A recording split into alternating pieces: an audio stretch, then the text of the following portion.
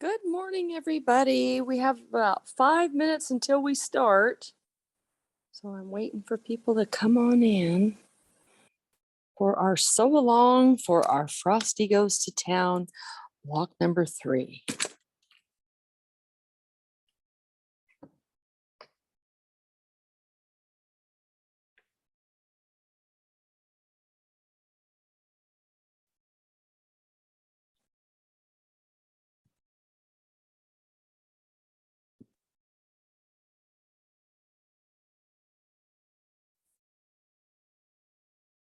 Recording in progress.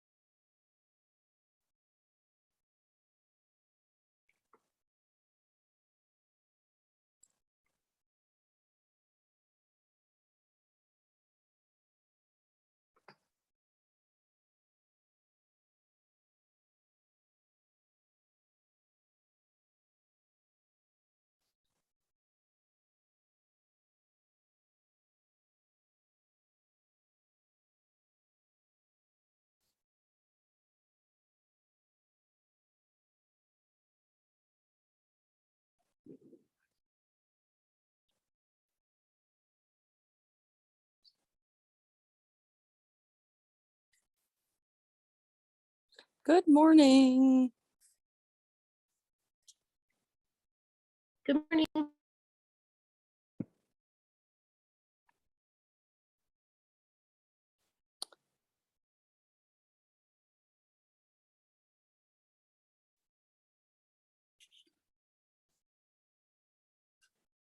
We have a couple more minutes before we'll get started.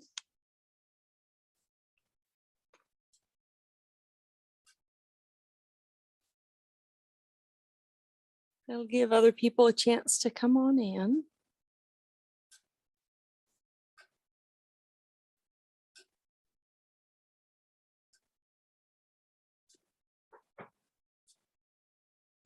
By the way, thank you. I'm learning so much. Oh, good. I'm glad to hear that. Thank you. Yeah, try to turn up my volume. Okay, my volume's up.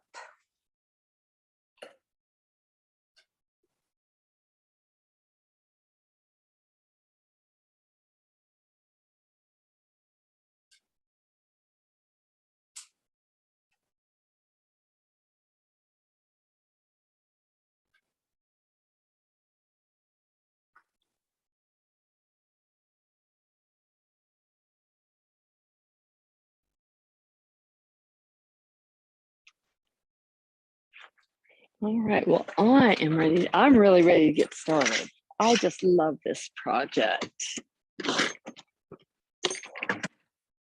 Put my applique foot on. I have a fresh bobbin in my machine. I'm just ready to go.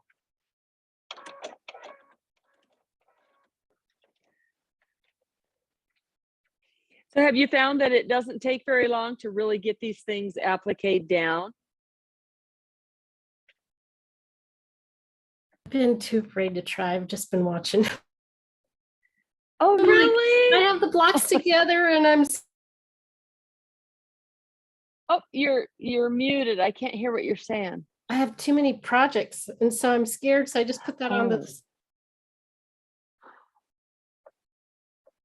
Oh, I understand. Nothing I do is very well, so I know it's going to be bad. No.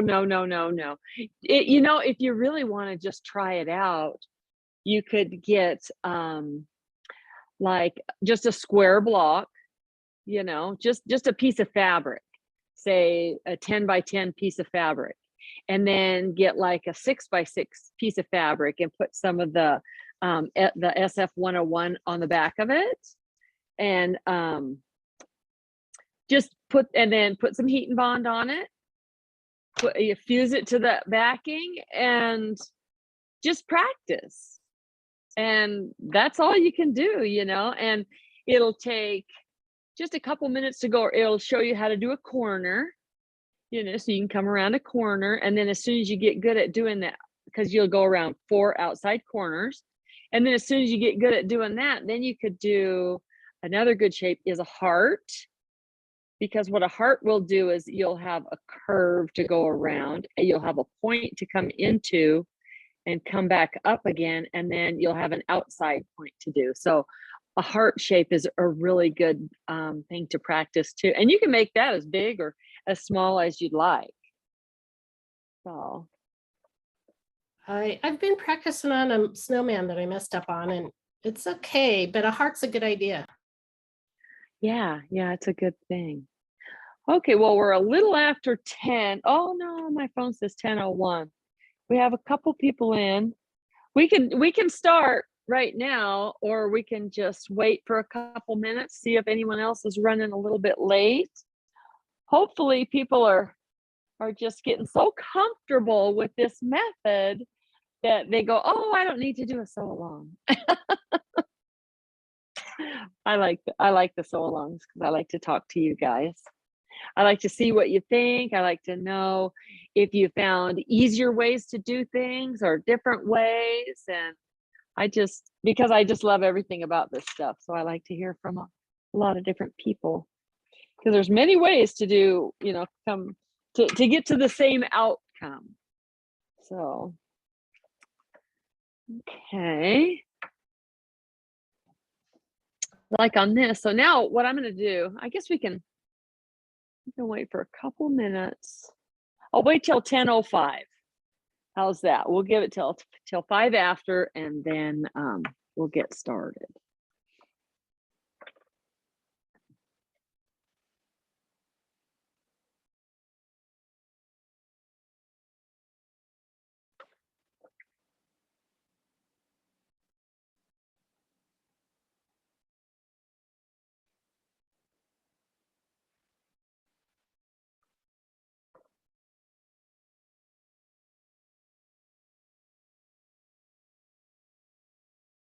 Try to get this where it's not so wobbly, but I don't know. Every time I tighten it up, a little screw comes loose. Oh, there it goes. Hopefully that won't get so wobbly.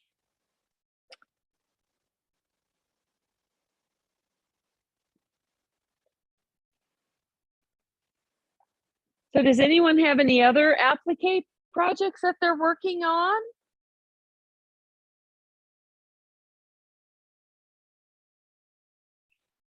Okay.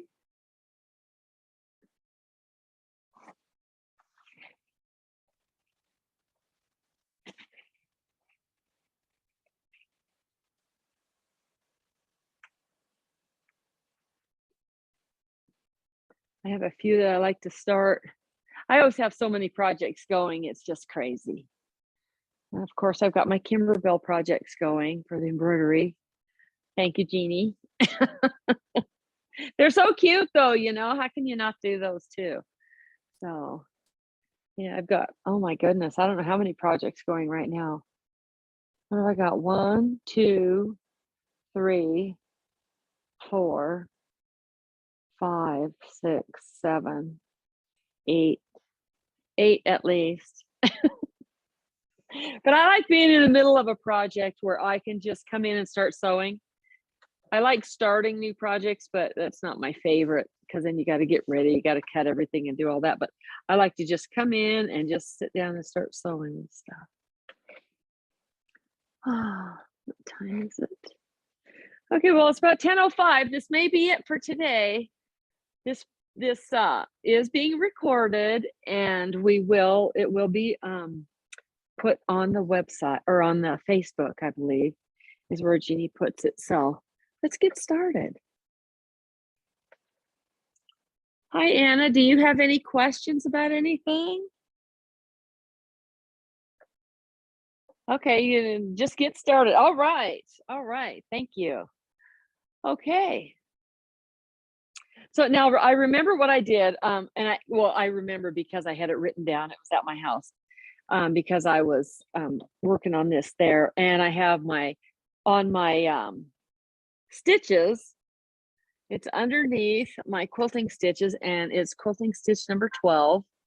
And then I'm using the default, which is the width is 2.0 and the length is 2.0. So that's what I'm going to start with. And I like to look at my project, see where I want to start. I think I'm going to start with that awning.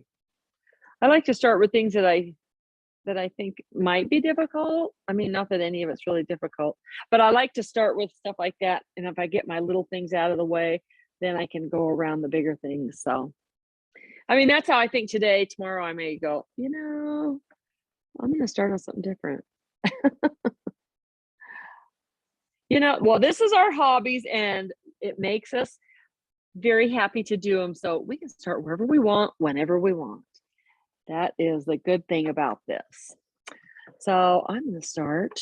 I have my tails on my threads. And that's what I'm not starting like right on a point or in a corner. I'm going to start on a straightaway, so to say. I find that when I get my block to this point, it takes me about 2 hours just sitting there. You know, I can have the TV on or my music on. And I don't know what's going on with my machine right there. And I get done. Why is this happening? Okay, for some reason, my machine is just stopping. I don't understand. Let me see. Oh, interesting. Let me shut it off and turn it back on.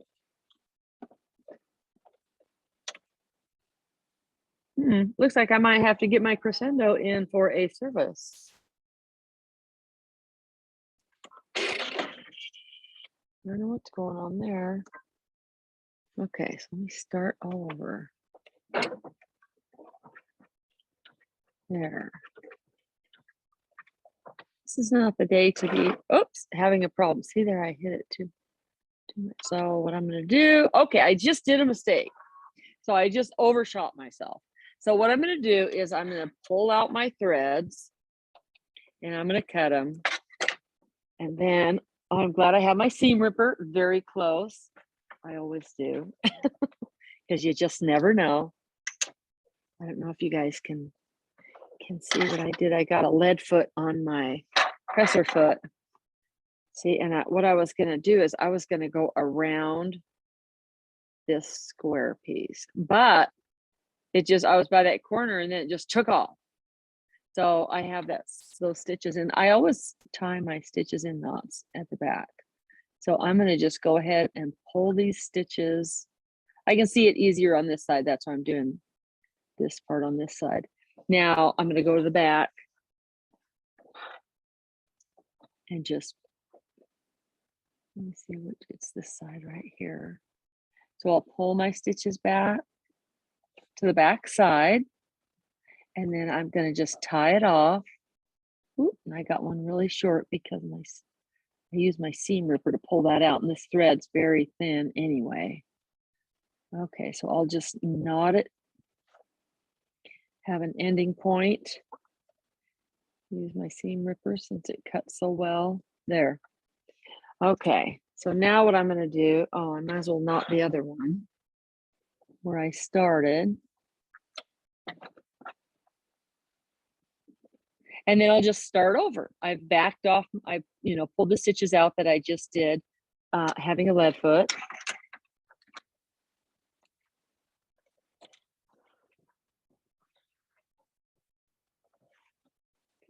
So I have tails on there again. I left those. I'll sink my needle in. See, and this is right on the corner, but I don't have a choice. That's where I had the problem. Okay, so now I'll just start up again. There. See, and then you're not even going to be able to tell.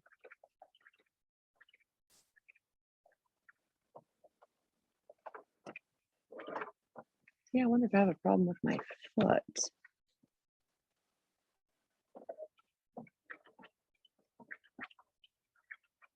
I don't like it when my machine just stops for no reason. Okay.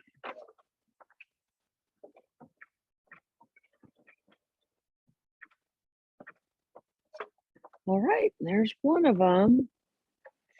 You know, I think I want to rethink how I'm sewing this, because I'm thinking if to help save myself from having so many stops and starts, because that's kind of the goal. I like to just keep going.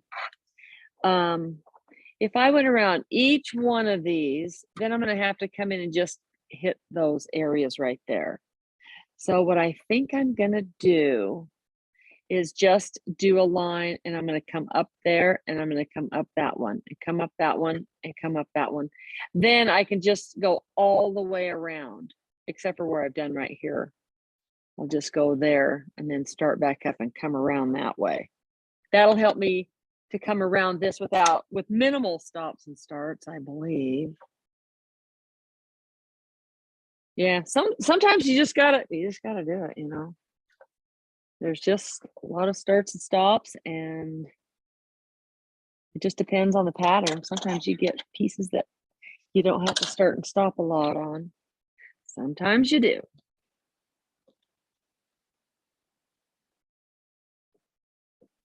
Okay. Michelle, do you Yeah.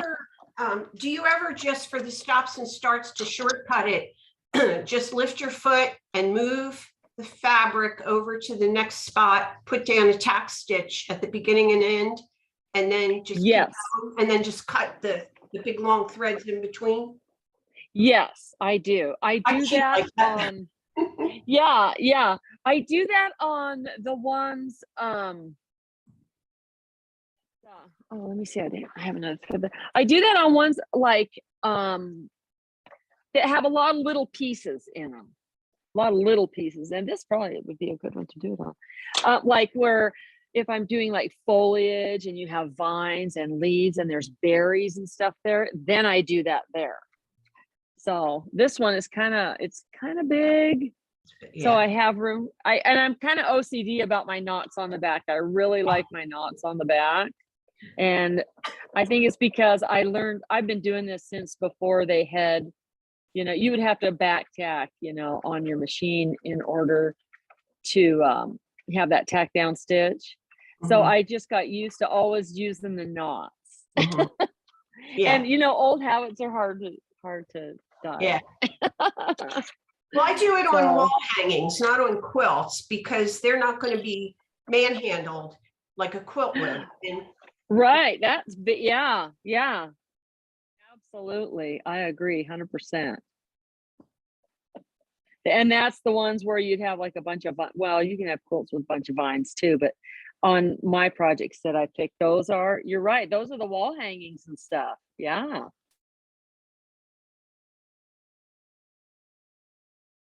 Even this, I'll probably use as a wall hang. No, I don't know. I think I'm gonna end up giving this quilt. I may end up giving it to my granddaughter. So this one, I'm kind of planning on this one to be loved a lot and washed a lot and stuff. So that's another reason why I want to make sure I use my knots. Oh, see, I did it again. I didn't watch where my needle was going to come down, so I put my needle down, and it was in. I go like if this is the, you're coming straight, and then you kind of zigzag over and straight, zigzag. Well, I was on the zig, and then I put my needle down, so when it came out, it zagged. So now I have stitches in my other area where I don't want them. But luckily, I just started, so I'm able to just pull that right out. Boy, this is like an error day. I hope you guys are learning stuff from what I'm doing wrong.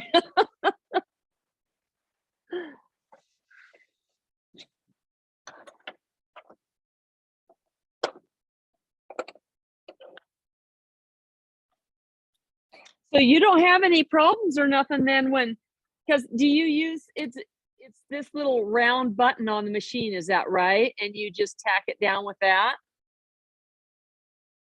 And it doesn't come out or nothing? No, I haven't had any problems. I've been using that, you know, the older machine. Yeah, you had, you know, back stitching and all that, but I haven't had a Right. problem with it. Yeah.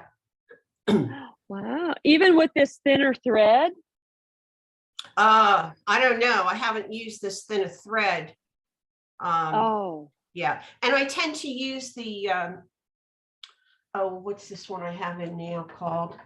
Like the polyester, it's some kind of a shiny, sulky stuff for the snow. oh. I'm using that on the snowy parts. I've been playing with my decorative Hmm. stitches too with this because I'm not going to make a Oh. quilt. I'm going to all separate. What is it? There's 7 of them or 6 different little. There's 6 blocks. Yeah, 6 and then we'll have the stars at the end. Yeah. I have 6 wall hangings. Oh yeah. Oh, cool. I should, when I get brave, I'm gonna try that. I think I'll try it on a different project. Mhm. Yeah, I did this. I'll show you when I get it out from the machine with the roof. I did one of the, it looks like a real sloppy stitch on the satin stitch, and I used that Yeah. as snow on the roof to tack it down. So it makes it look like it's all wiggly and uneven. Really? Ooh, yeah, I'd love to see that. I'll hold it Ooh, up when I yeah. get to a spot where I'm changing it. Oh, I would appreciate that. I'd love to see it.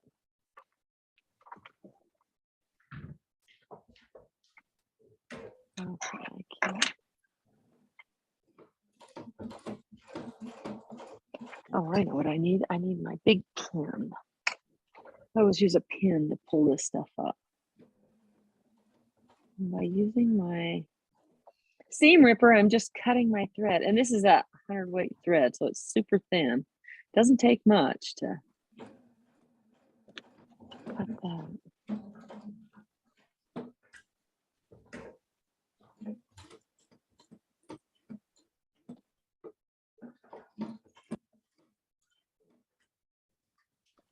Have you guys been doing any hand stitching on it, or are you doing all of the machine stitches for like the nose and stuff and the little arms and the skates? A little bit of both. Oh, that's good. Yeah, I like hand stitching myself. So I like getting all this machine stuff done, and then I love to just sit and do the hand part. That's another project I want to start, is all hand stitching. It's wool though. Oh, and I love it.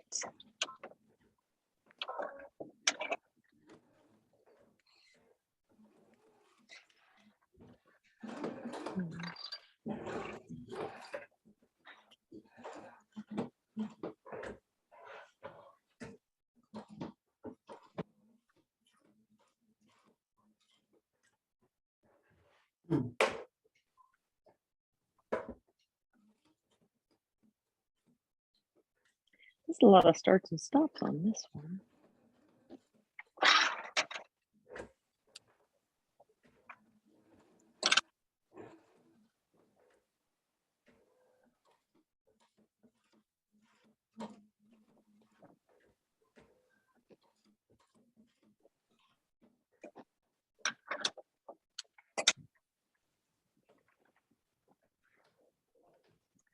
Okay, 2, 3, 4. Here's this one.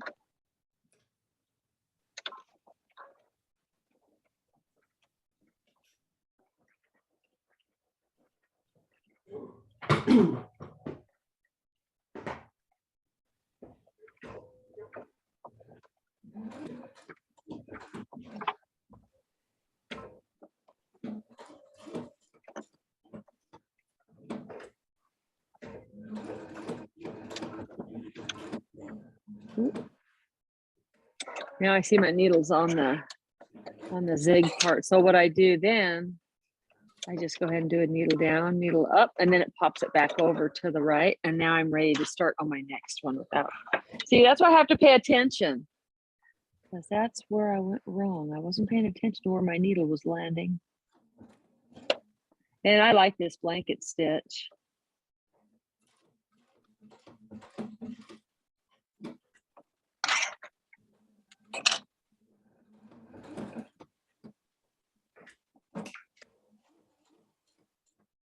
I mean, you could use a straight stitch on this if you really wanted to and just go around everything. But with it being the fusible raw edge, and if it got washed and stuff, it may fray a little bit on the ends. Some people like that look. Now I'm going to work my way back over. And then I'll have all these things done. But yeah, I like the decorative stitches. I like that.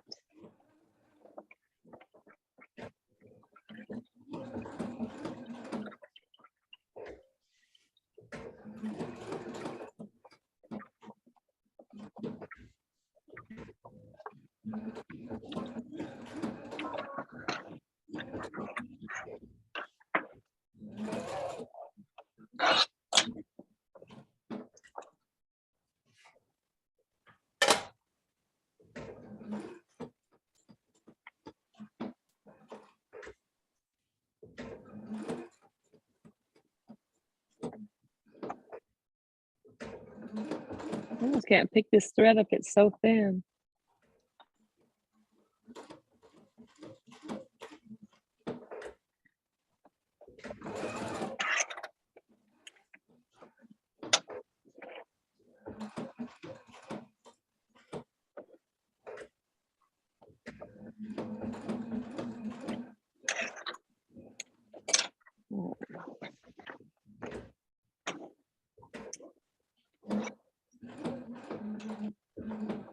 Which way I'm going here. All right. So does anyone have any good plans now that it's spring? Do you have any gardens that you guys are starting or anything? I had a vegetable garden last year and the year before, and I did pretty good, except for with the squash. Oh my gosh, I got so many squash bugs. I was like, I'm not doing squash anymore. I refuse. Those things are nasty. So, but I'm going to do a flower garden this year, and I'm really excited to get it started. I've never done that before.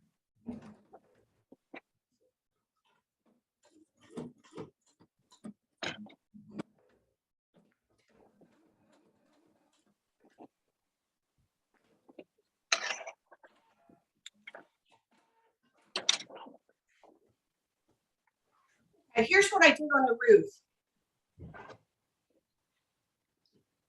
I made it, let's see. Oh my gosh, is that a snow? What is that? What Uh-oh. stitch is that? I made it. Here we go. Well, I have a fa, so it's a it's like this really regular ziggy-zaggy thing.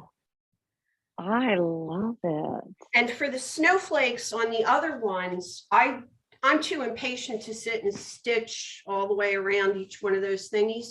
So I just did the snowflake pattern, and I just went bleh, bleh, bleh, all the way across with snowflakes with a Metallica. Wow, that is a good idea. Yeah. Oh, that is a really good idea. And it's Should not I go coming out. around all? With a stitch like that, it's not coming out. No. Oh, that's a good idea. Oh, I love that. I love that. I don't have another quilt that I've got snowflakes on. They're bigger than these. So, and it was felt, white felt. And it was, oh my gosh. Yeah, there's 6 of them, 7, 8. I'm looking at it. There's 8 of them on there. And I didn't think of that. I just went around everything like I was, like they said in the pattern. And then I took some sparkly paint, a clear paint with the glitter in it, and I painted over them because I wanted that glittery. So that, I wish I would have thought of the thread. That would have been way better. A lot easier anyway. There's a glitter thread by Superior that picks up the colors of whatever you're using, and that goes really good on top of it. It gives it like snow. You know how snow reflects. Yeah. And so what do you do? Like just do a zigzag over it or something, and then you get, you know, like the full effect of it all over. Yeah, yeah, and then as you move, because I use it as wall hanging, and as you move in the Yeah. light, it looks a little different, like snow does. Really? It's by Superior, a glitter. It's yeah, Ooh, it's called Glitter 111. It's almost clear, really? Oh but my gosh. Oh, I got one right there. Wow. I love stuff like that. I've seen like the Mylar and stuff, you know. yeah. Have you ever used that? Yeah, and I think that's Embroidery, the yeah. one that breaks like the Dickens. There's one of them. Well, I'm talking about, it's not a thread, it's Mylar, and Oh, it's like for embroidery designs and stuff. oh, no, I don't, And yeah. yeah, because some certain embroidery designs are digitized to where, like if you do a satin stitch or something, it's not real dense like that. Mhm. It's more open. And then the Mylar, as a matter of fact, I have a little bit right here, I think. You put it underneath there, and then you have regular thread, and Uh-huh. it just sparkles. Yeah, here it is. It almost looks like the stuff that you cover Easter baskets with. Oh, wait a minute. I Oh, have one yeah, I know what you that's mean, open. like that crinkly, papery kind of thing. Yes, Yeah. yes. Let me see. I have one that's open. I can find it. Oh, there it is. Yeah, here's a little piece of it I'm going to show you, just in case anyone else, when they watch it and they don't know what it is. See, it's this is in Oh a my bag, gosh, yeah. I know but what you're talking yeah. about. See, it's this stuff, and it's super thin. Oh, my folder. It's super thin. This Yeah. is like, you can get them in all different colors, and this one's pinky purpley. But yeah, the way you look at it, see, it kind of looks Yes. yellow and stuff.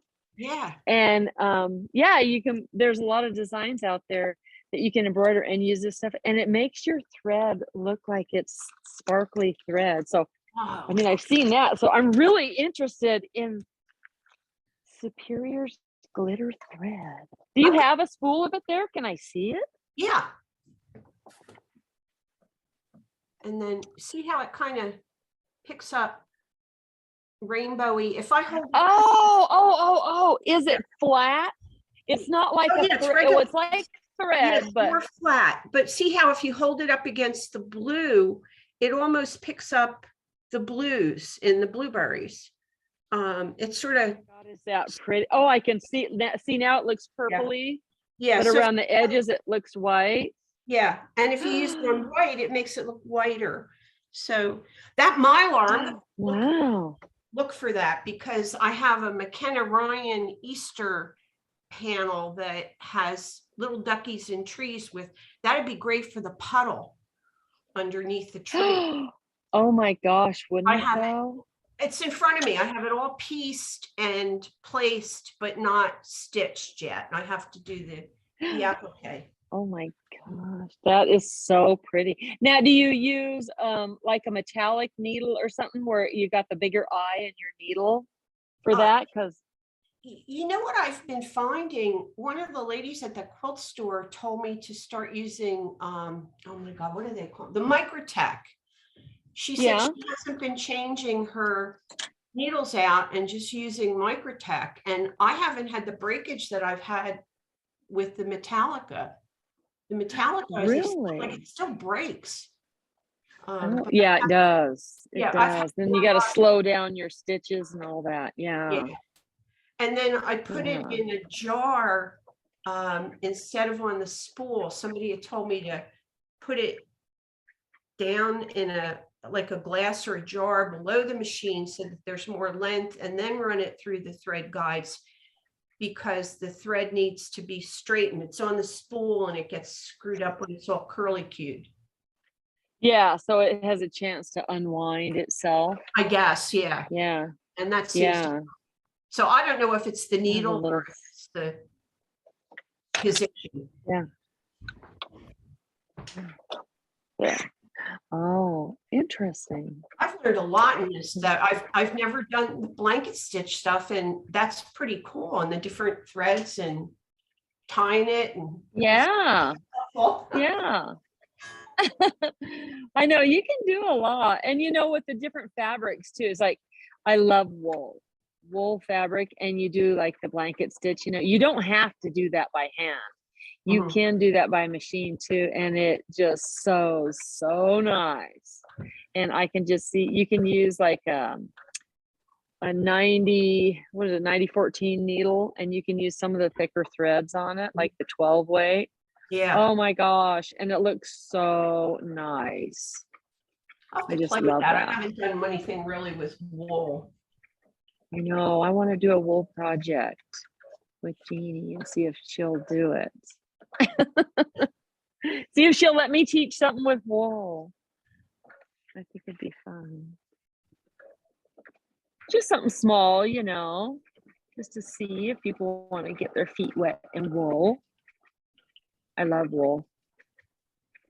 You don't want to get wool wet, it gets stinky. Yeah, well, a lot of the wools now that I find are dyed. And those have all been washed and dyed and rinsed and everything. And when those get wet, it's not that stinky, really. They don't shrink, I bet, either, huh? No, because it's all felted. So once you get the felting done, ooh, I went over. Ooh, I'm going over where I did before. You know what? I'm going to just do it. I don't even care. Normally, I don't go over my pre-sewn pieces, but I did that on accident because we all know today I am just kind of a train wreck. I'm doing everything wrong today that I don't want you guys to do. So here I'm teaching you what not to do. How is that? But this thread is so thin, it's not going to show. And this is just my quilt. And I'm sure my granddaughter will not say a word. She's not going to say, Grandma, that's double stitched. I mean, she's only 4, so she won't care. Okay. But I will stop here, so I'll only have gone over it once in one area. Yeah, I love doing new threads and stuff, seeing what you know, what look that you get on different things. I would love to do some of that thread on wool. Wouldn't that be pretty, like for flowers and stuff? Oh my gosh. I have a wool pattern right now, or it's a kit I got years ago. And it was kind of weird. I went into one of the shops. I forget where I was. Oh, I was at Jeannie's shop and at A1. Because this was a while ago, but this lady had the very same one, and she was in there and she was picking out, she had the kit and it was done with the wool part, but she was picking out some fabric because she was going to put borders on it. Mhm. And I looked at it and I went, my God, that looks so familiar. And I look and it was so pretty. And I'm like, do I have that? I don't have one that's that pretty. And then I came back and I looked, sure enough, that's it. So I've got the kit, but the pictures just do not do it justice. It is so pretty. So that's on my bucket list now. I really need to get that out. But I have to finish up some of my 8 projects. I mean, let's be real.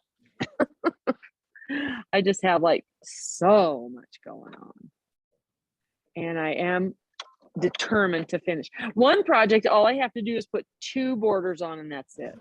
I mean, I got around the project, I have like the top and bottom border. All I have to do is put the side borders on and I'm done. So there really isn't an excuse for that one not being done. I even have them cut and everything. I just need to, they're ironed and everything. I literally just need to sit down, put them on. But you know how life goes sometimes. Things just, try to find time to do stuff.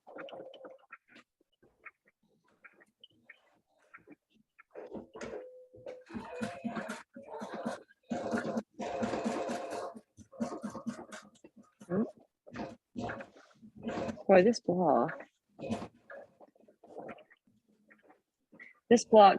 I give them to Jeannie when I'm done with them so she can hang them in the store, even though it's the one that we've completed so that you guys can see it. So if you go in there and you see my block and you know the errors I'm doing,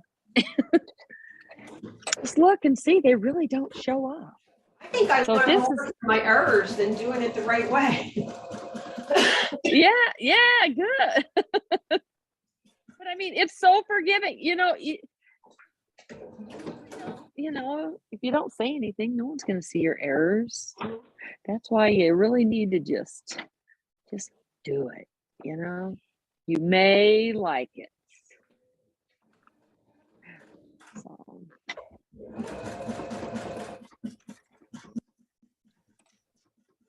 Like on this door and stuff, I'm going to use, I don't know. I don't think it's in the pattern because I don't know. Let me see. What do they have? Oh, see, they don't even have a doorknob on the pattern. But what I'm going to do when everything's done, and it's all put together and then I quilt it, then I am going to use like those little buttons, you know, the Kimberbell buttons and stuff, those little teeny ones. I'm going to get some of those. Well, I can get some, please. I have like a bunch of that stuff. So I'm going to use like little buttons on there and everything to embellish this. And I may put some bows on it and stuff where, you know, so this, just because we're, you know, sewing it down and doing our applique and stuff, it doesn't mean it's finished. We can do whatever we want to it and make it really nice. And sometimes, you know, it's just in the details. It just makes things pop.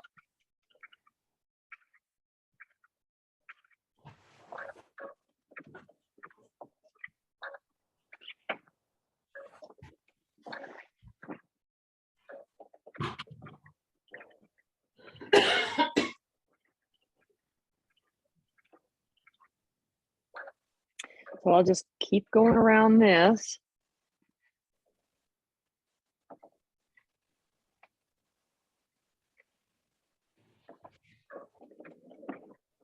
When I get to the corner, sometimes I just kind of, let's see how this is. See, I'm so close to the corner and my stitch length may be a little bit long. So what I'm going to do is I'm just going to kind of do a little curve there and it comes out right where I want it. Even though I'm kind of at an angle around the corner, that's fine. You will not be able to tell when it's done. It just looks okay.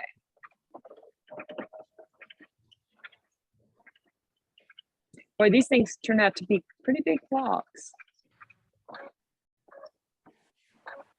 See, that one's way close to the corner. So I'm really going to angle that one where I figure it's there. Figure it comes out, it comes out perfect.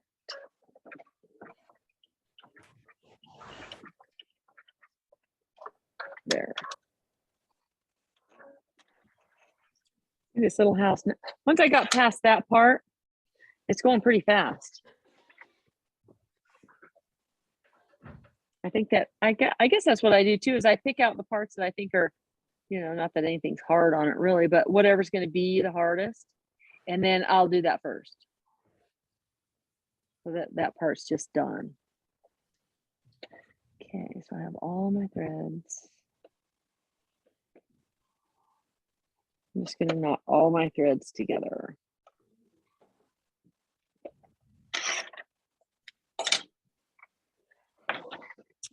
Okay, now let's see. Okay, I've got my door done. I've got my awning, my window. I'm going to go around Frosty's Country Store.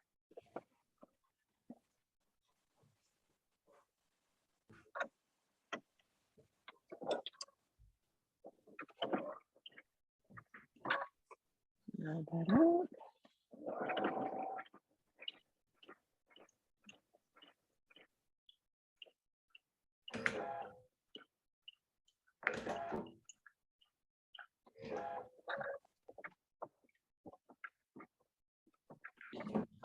There.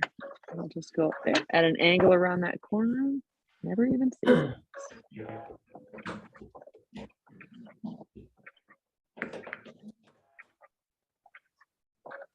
Same thing here, there.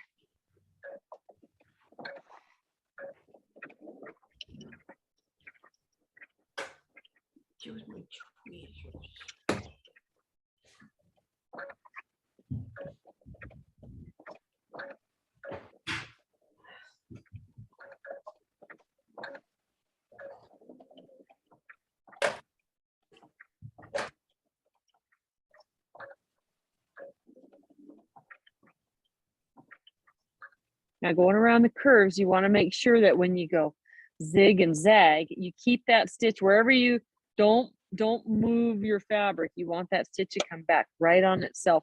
Whenever you're doing the straight stitches, that's when you can, you can like turn it and do another stitch and then leave that stitch to finish and then do it again. That's how you go around curves and that your stitches look nice and that they won't open on you.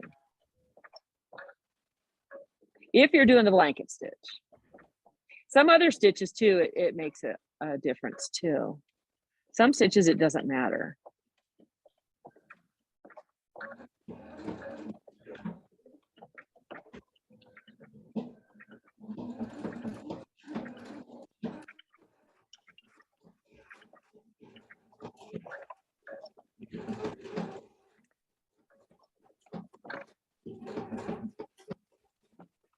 Okay, make sure where my thread is on the back. I don't want to, there it is.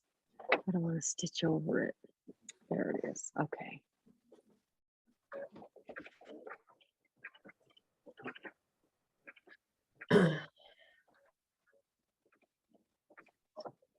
And for anyone who's watching, now this is recorded, so anyone who's watching later and we are not live, if you have any questions, please leave them on the Facebook group because I do check, especially like the week beforehand. If you guys have any questions, I'll check it like every night.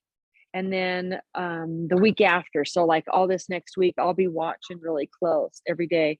See if anyone has any questions or if you need any help at all. So just leave a message and I will see it and get with you guys as soon as I can.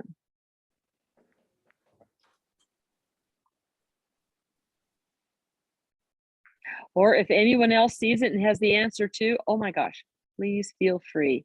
You won't hurt my feelings by helping each other because it's kind of what we're in this whole great big scheme of things, isn't it? To help each other.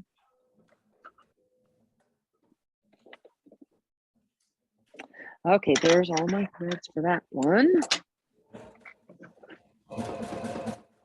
Let's see. Now I'm going to do the snow. Well, I've got everything on my green one done. I'm going to just do this snow part right here. Then I'm going to be able to go like, I'm going to take and come this way and go all the way around. Then I can go, well, I can go down to here and I'll stop and then I'll start back up again, go in my house and then do that one piece. That's my plan. That's my plan. So here's all our curvy stuff. So I am going to start on the edge on this one because I'm going to go from this edge to this edge. And then when I come back down, I can just come straight by and just buzz right by it.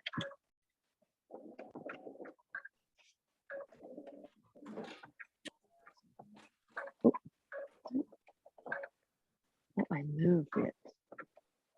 I am going to move that over. There it is. Oh. You would think I have not had my coffee yet today. Yes, I did.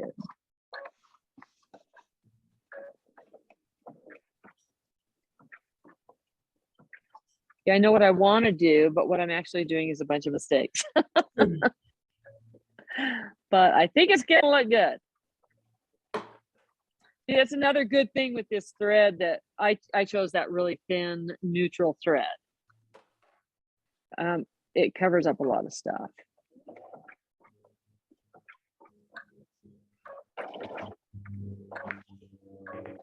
I have a feeling I'm having a foot pedal problem though, because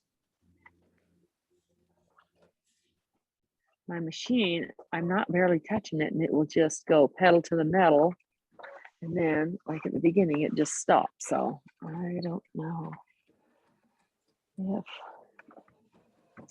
plugged in securely.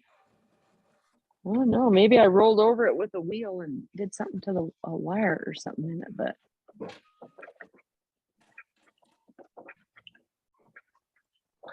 don't normally do that. Or maybe it's just me, you know. Some days.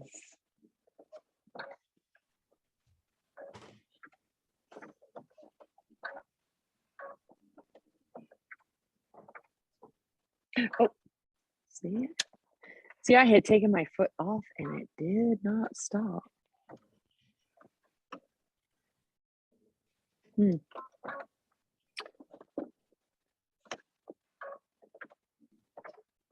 Okay.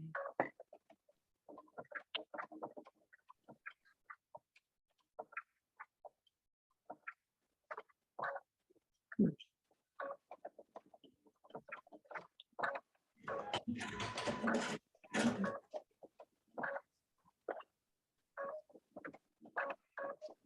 Now it's working okay. I don't know.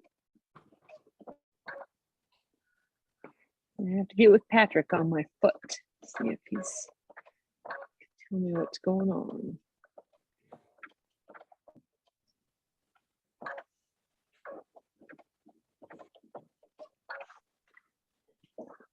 I think I had to get I've had this crescendo for a long time, for years.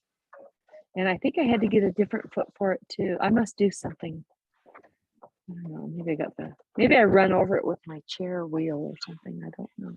And I just don't know that I'm doing that. I mean, after all, I'm sewing, you know, who's watching their wheelchairs? Not me. Or their chair wheels, not wheelchairs. Okay, it's a day, ladies. It's a day. Oh.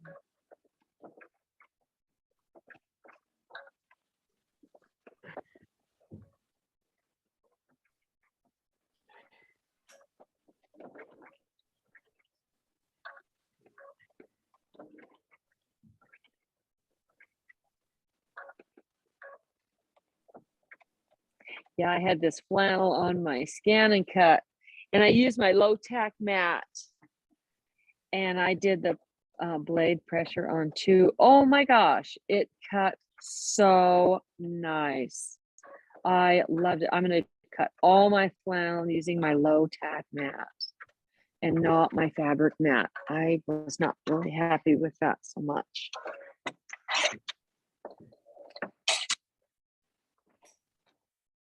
I think I want to get a second fabric mat so that, because it gets all threaded up and then it doesn't, you know, it doesn't cut and stick as nice.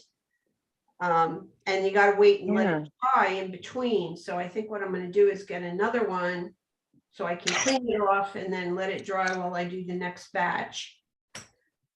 Yeah, that's a good idea, because it does. And you know, that's when you don't really notice it. Well, me, I don't.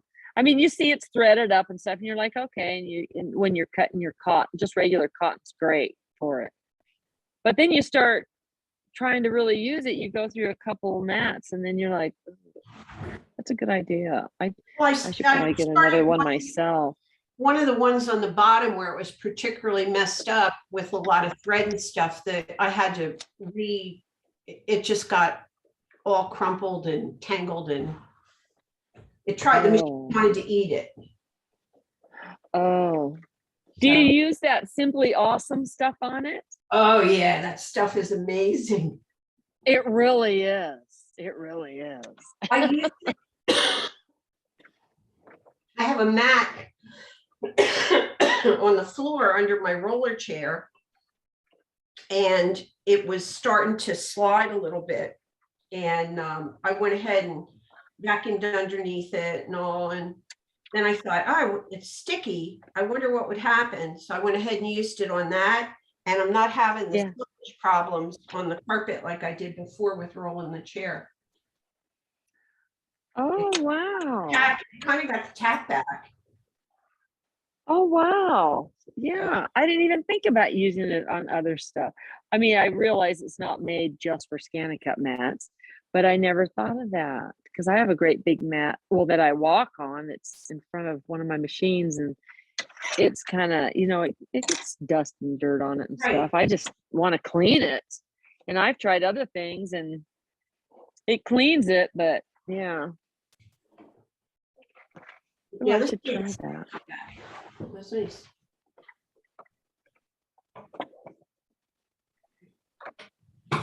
Okay, so I'm going to start right here.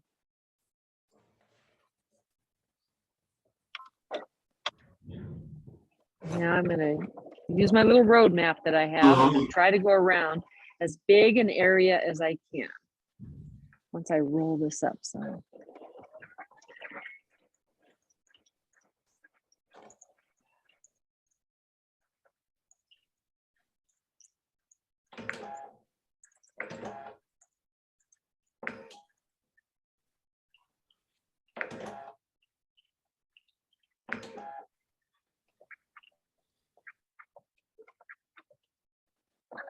There. And then I just will come right over that end, just like that, there.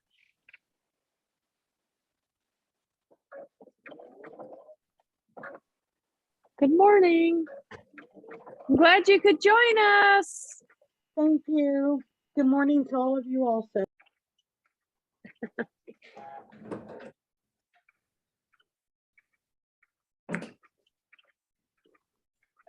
So have you had a chance to work on your project?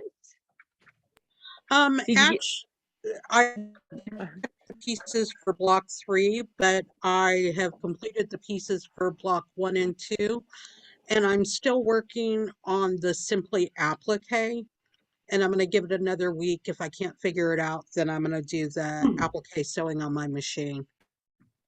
Oh, okay, because you're trying to make it into an embroidery, a machine Yes. embroidery. Yeah, I Yes. see. Yeah, yeah. And I'm having a problem merging, like the teacup handle. So I think I do the handle by itself, then lay down the cup because I can't merge the two pieces together. Interesting. It could also be that I'm a complete newbie with the Simply Applique and don't know what I'm doing. Oh. Have you tried doing a group to group the two pieces together? Yeah, it won't There's let a- me an group it under- or weld it. Do you have them both highlighted at the same time? I've tried that. After I get off the class, I was going to work on it some more and try it again with the fresh mind. Yeah. You may want, well, yeah. Do you have, is that the only thing on the screen? Just those two pieces? Yeah, those are the only two pieces that I've put on the screen so far. I can get it done separately and I Yeah. can switch the stitch patterns out of the ones that are available. But Yeah. when I try and merge it, it stitches the open-ended part of the cup handle and I can't get rid of it. It won't let me merge it. Oh, you need to take that off. Yes.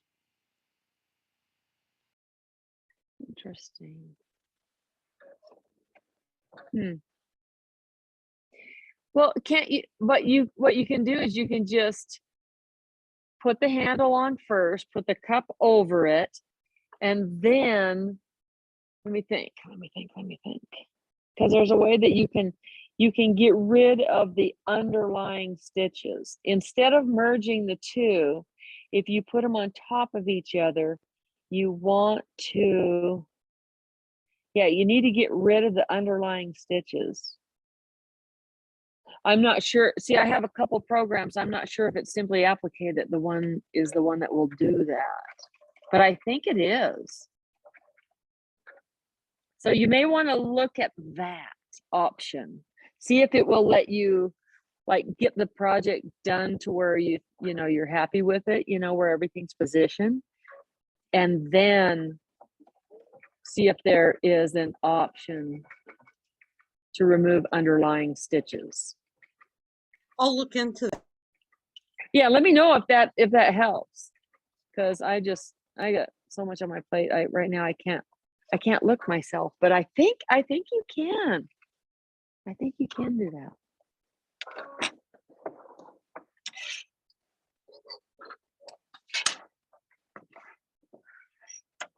And then it doesn't matter what's underneath where, it just won't stitch it. Cause that's kind of the goal anyway, so. All right, now I think.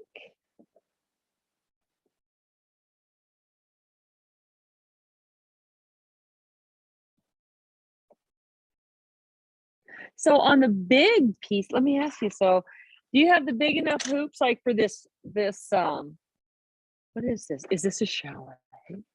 No, for like the Frosty's country store. Cause really, this is pretty big, like right here, all this. Do you have a hoop big enough? I have a 6 For by 10 this? hoop. Yeah, but this is not big. That's not big enough for you'd have to double hoop it, right?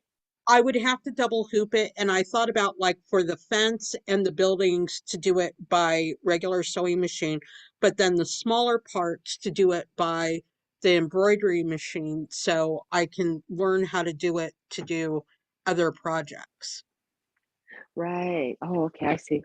Yeah, because I was thinking of that myself, just wondering how you would do a great big huge block. But yeah, you'd have to double hoop it. I don't like double hooping myself. I'm just not, I don't know. I guess I haven't done it enough to be really comfortable with it.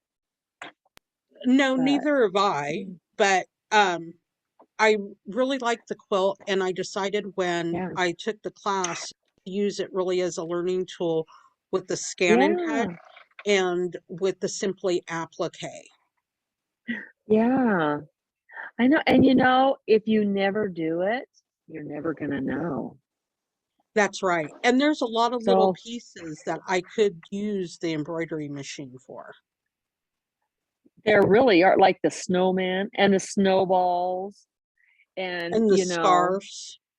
the unforgiving snowflake.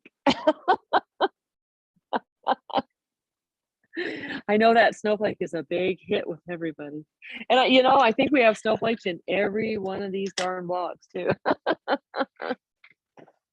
Well, I've Yeah, had that's really a good good luck in idea. cutting out the snowflakes. Oops. Yeah, so did you adjust your pressure also to a number 2 or I on your scan and cut? actually I didn't have to adjust it, and I used the rotary blade. Oh, really? Yeah. Did you use your low tack mat with your fabric side up and the paper down? No, I'm actually using Misty Fuse, and what I did is I really spritzed it with what they call the secret sauce, the Terreal Magic and the Best Press, Yeah. and I made it really stiff with that, and then I used the Misty Fuse. So did it still stick to your mat though? Because then you had your fabric face down on your fabric mat, right? Yeah, I just let me show you. I'll pull it. Oh, please do. Yeah, because I remember one lady, she likened it to gum on the bottom of your shoe. And I was like, oh my God, that is like such a good analogy because it just drove me crazy. That's why I'm using my low tack mat with my fabric up and the paper down.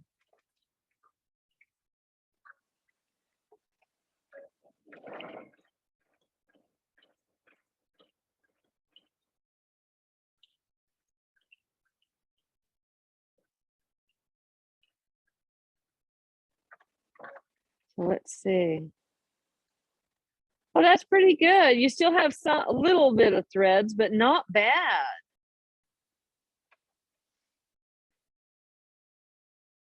Oh, you're muted. I can't hear you. Oh, did you say something? Thank you Yeah, I for said showing hold on. that. Oh. I said hold on 1 second. I'm gonna unmute myself. Oh. Oh, okay. But then see, I got this spatula, and it's a Cricut spatula, Uh-huh. and it is super, super thin. Oh, wow. And then I used the hook to just take up a piece, just Yeah. a little corner, and then I use my spatula and I put my hand on the mat to hold the rest of it down, and I just do it real Oh, gently, kind of like how you rip off a Band-Aid, just a little tiny bit at a time. yeah, yeah. Just, and Yeah, see, that seems that's to what help. drove me crazy though with that fabric mat. Yeah. I haven't had good luck with my fabric mat. Yeah, I had used my low tack mat so much with my other one. Just over the years, I always put the paper side down, and I got my fabric mat, and I put the paper side down on my fabric mat, and go big or go home. I use a 12 by 12 piece, and it was like covering my entire mat. I just bought a new mat because I was not going to sit there for 4 hours and try to get that off. It was crazy. I didn't even have my Simply Awesome or nothing. It was horrible. So I think me and fabric mats, we just don't like each other. Except my cotton does work pretty good on the Well, cotton. I've learned a It's lot that with the flow. scan and cut in this class and in using it and in merging the files, because I go in Oh, and good. I change out the pieces. So I cut all of the fabric at once for the colors. Oh, that's good. Yeah, good. I'm so glad you're doing that. Yeah, You'll be able to take any pattern that you see, because when some patterns are really friendly for the scan and cut, if you don't have any files, to cut, you can just take the pattern itself and put it right on there and scan the pattern. Then you have it, and you can adjust it, the size in your Brother Canvas workspace and everything, and just, do, in case you don't have an SVG file to cut, you can just basically make your own on any patterns. and that's what I'm doing with the Paradise, is I'm scanning in all of the patterns and cleaning up the Yeah, ones that I can, and then I'll hand draw in the pieces that I can't. Because yeah. her patterns are kind of funky, so they're Hmm. not very clean line like the Frosty Comes to Town patterns. Uh-huh. Oh, Hers okay. are hand drawn. Oh, yeah, yeah. See, so that's really good to do too. Yeah, Yeah, yeah. So are they SVG files, or are you just scanning them in? I'm just scanning them in. And Yeah, see? she actually did her patterns with a marker. Oh, that's good. That's good. So you can really see them. Yeah. But Yeah, that's good. So you can take any pattern, any this is, pattern in a book. Oh, yeah. See, that would be really, oh, you can just scan that in. yeah, but what it does is it creates several lines. So you were doing something where you were showing it and you were like putting it all in and moving off the ones you were keeping and then cleaning the screen. And that just made a Yes. huge difference. I'd never thought of that. I was with the little eraser at first, erasing all the little dots. And when you did that, it was just like a mind explosion for me. Yeah. Oh, good. Yay. Yeah. Yeah. I know it can really do a lot on that Canvas workspace, because you Yeah. should see these files for this one the way they are before I edit them and get them to you guys. It's like a little screen, and she's got every single one of these on a little screen. And I'm taking them all out, and I have to put them into different files. And then I resize them. I just get the pattern, and I have a ruler, and I'm like going, okay, how big is this truck? How big is the box on this truck? And then I'll take that piece and I'm resizing everything and adding lines where I have to and stuff. The Brother Canvas workspace does a lot.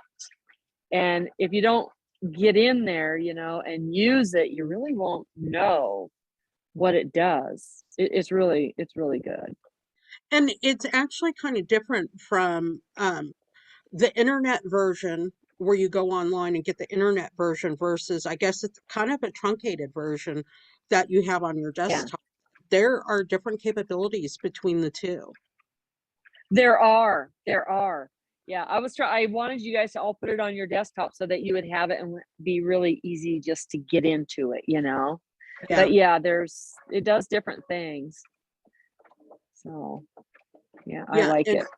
and I didn't know that because I use the design center for the Cricut. Huh? So I'm familiar with kind of the processes of it. They're very similar in that way. Yeah, But what you yeah, can do on the desktop and on the internet version for the design center, it's the same. yeah. For the Cricut. Yeah, so I didn't even think that there would be a difference between the two. Oh, yeah. I think every software or whatever, they kind of have their own little quirks, you know. Yeah, But yeah, they're basically the same. It's like a sewing machine, you know. They all thread up. You got a bobbin, you got your tension, you got a watch for, but different brands, you know, they're all do a little bit different stuff. So basically the same. But yeah, it's fun. Isn't it fun to learn all that stuff? it You just is. feel confident enough. You can just go in, do whatever you want, and you get the result that you want. I think that's so fun. And the thing I really like about it is that this is going to give me the capability to be able to cut out more applique pieces and do hand turn with it and feel comfortable in doing, the bigger applique quilts without having to actually cut them out by hand. Because that's the one thing I didn't like doing with the applique, but I like hand turn. And Yeah. once you have the process down, you can cut out the blocks so fast. Oh yeah. Yeah. I know I seen on one hand turn thing, who was it? I forget. A lady does it. And now on our scan and cut, you know, there's the option in there of cutting them out and you can add the 1/4 inch seam. Do Yeah, you know that? yeah, Okay, so you can do that. And then what she did is like she took, say, you know, this part right here, the tree trunk, and it has a 1/4 inch seam all the way around. You don't have to fold over the seam that's up here or down here, but you do here.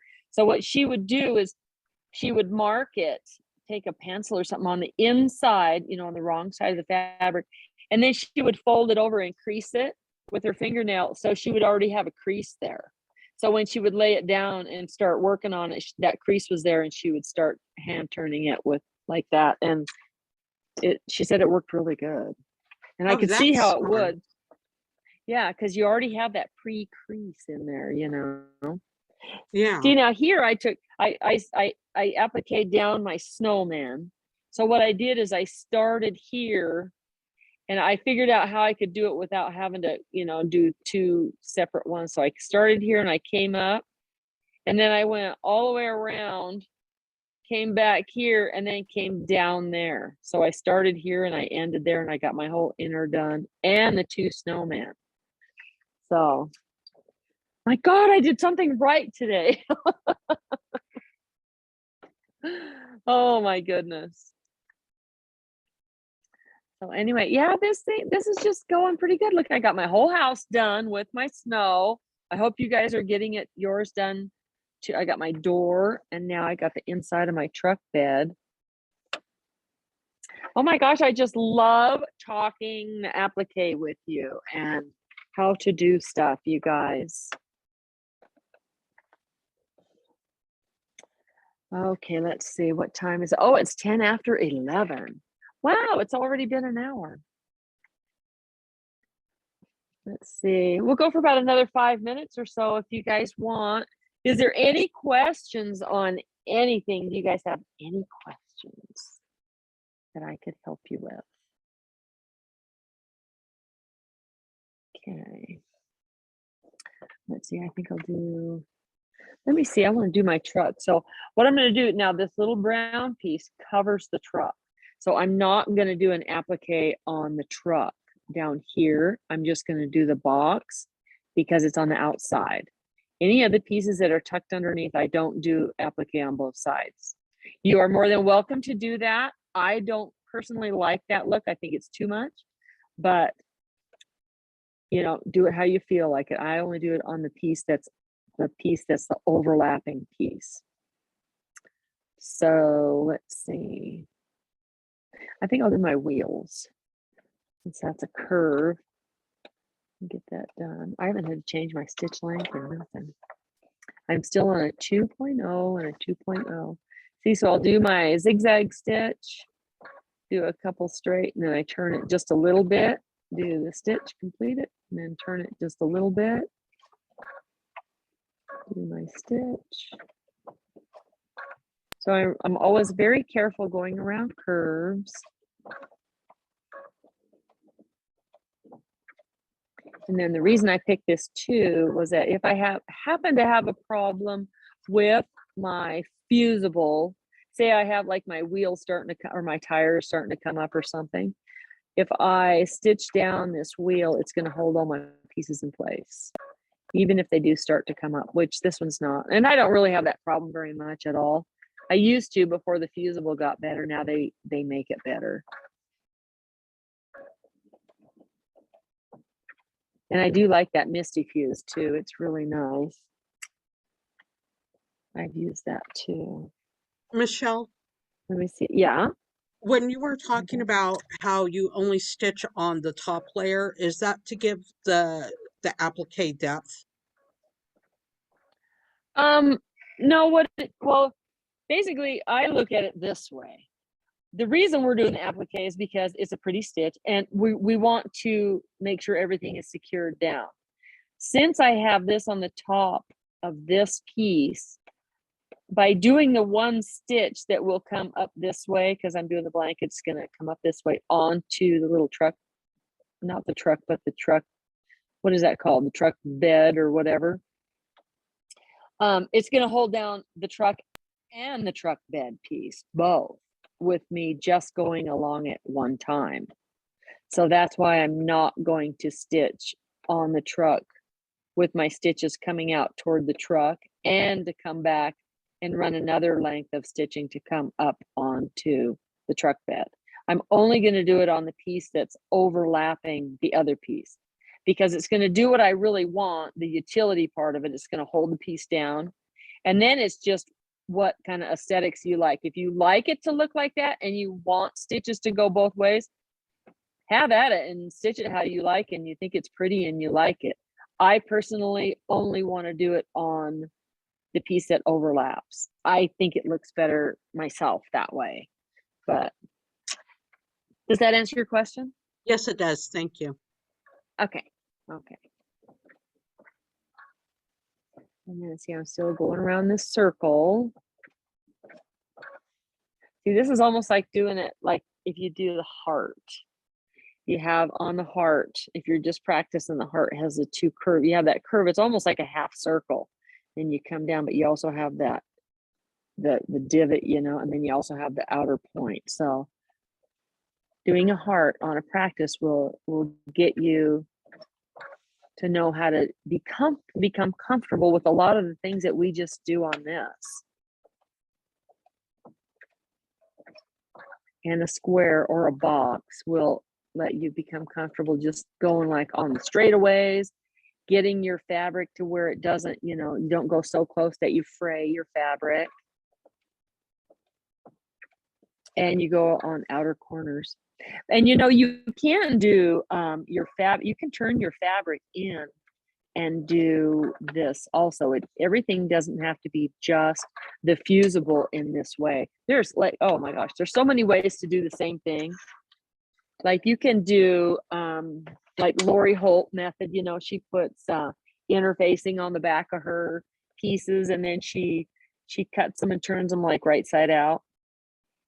Or you can do like the freezer paper method, which is you could cut that on the Scan and Cut too, and then have the 1/4 inch seam, and then you can take starch and stuff and iron your seams in the 1/4 inch. Or you can do like the hand turn, and just needle turn and just pull them in as you go. There's so many different ways, but I like the freezer paper method when I do mine, and then I'll starch it, and then you can take little drops of glue and you just go right along. You don't glue the whole thing, but like you take a water soluble glue and then you just would put like little dots, not where you're going to stitch. You would come in a little bit and that would just tack your piece where you want it, or you can pin it also. You don't have to use glue. I always use glue though, because I always poke myself with pins. It's just, that's how I roll.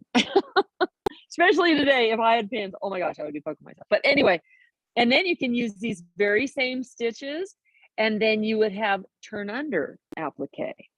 So, but this raw edge is really nice and easy to cut, you know, and just have it on there. You fuse it down. I didn't want you guys to have to be dealing with all the pins and glues. And I mean, we're dealing with a lot with this project, just with the fusible, because there's a lot of pieces to it, but it's very cute. And I just hope you guys are learning a lot from this stuff.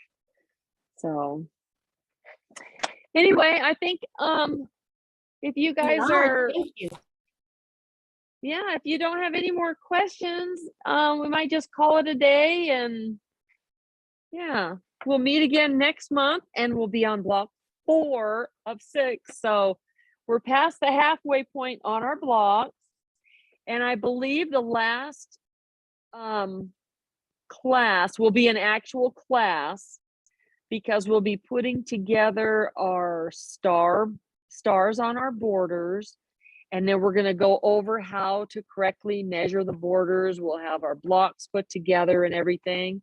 And then we can finish that up, but that'll be in 4 more months. So we have a little bit of time for that. So I really appreciate you guys taking this, you know, and doing this with me.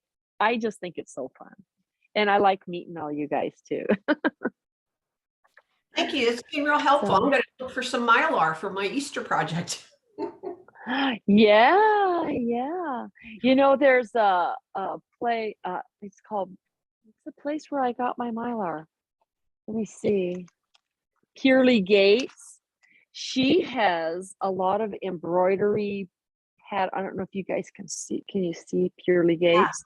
It's Yeah. a purelygates.com, and she has embroidery patterns on there, and she digitizes a lot of her patterns just to go with the Mylar. Because if you take a regular digitized pattern and you put it over Mylar, the way it's digitized, it stitches some real open stitches. Then you lay your Mylar, or you have a tack down, you lay your Mylar down, and then it has real open stitches on that. So the Mylar shines through. So it's specially digitized, but she's got a ton of really cute stuff, and you can buy her patterns on that website. So there's probably Easter stuff on there too, and it just lets the Mylar shine. I have a project. Let me show you guys. It's on my wall. I'm gonna move this phone, so I don't want to make you dizzy, but it's super cute. Let me take you over here. And this is some of her sewing patterns. See, this is like the only one I can really reach. Can you see it kind of sparkly? Yeah, it sparkles. Well, Yeah. That is beautiful. that's not the thread at all. It is the way it's digitized. And let me see if I can see, there's a sewing machine on that one. Yeah. See it sparkle? So it's pretty big. That sewing machine might be 6 inches across. And I laid the Mylar on it. Those are Purely Gates designs. And there's a couple more up there. It's way up there on my wall though. But yeah, so there you go. So anyway, so I just want to say thank you guys Okay. so much. Thanks, Michelle. Bye-bye. Bye, thank you. Okay, you guys, okay, you take care, and I'll see you guys next month. Okay. Bye-bye.